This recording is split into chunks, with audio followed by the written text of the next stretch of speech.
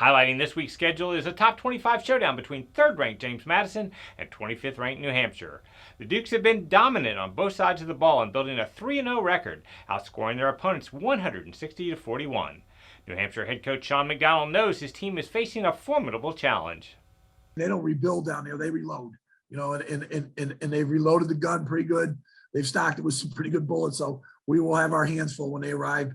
New Hampshire saw its 3-game winning streak snapped at ACC member Pitt last week, but JMU head coach Curt Cignetti is well aware of how dangerous the Wildcats can be on their home field. Last time JMU went up there, they were 2-5 going into the game, and they waxed JMU pretty well. That's going to be the message to our guys. We got to go up there and really play well and execute, play a clean game. Rhode Island is off to a 3-0 start for the first time since 2005 and moved into the top 25 this week. For the Rams to keep their record perfect, they will need to do something they've never done, which is defeat Stony Brook. Rhode Island head coach Jim Fleming tells us the keys to his team snapping the streak against the Seawolves. They've been a tough out for us. I don't know if I can point to any specific reason, but I do know that when you're looking at this year, we're going to have to be able to play very well on all three phases of the game. Stony Brook is looking to bounce back from a tough loss last week where they piled up plenty of yards but were hurt by too many mistakes. Seawolves head coach Chuck Priore says getting those cleaned up will get his team back on the winning track.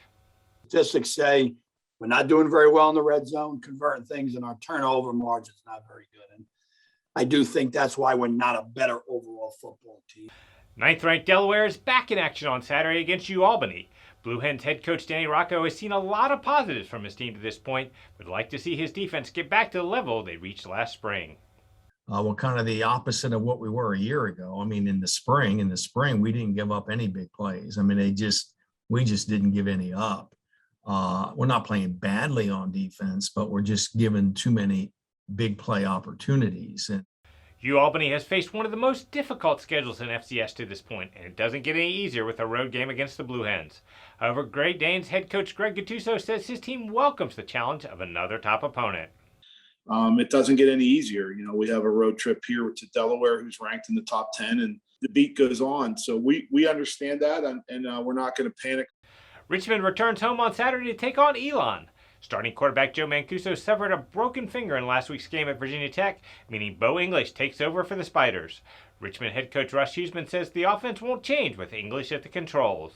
The offense we run, and Bo's been practicing it. We're going to game plan and run our offense that we run.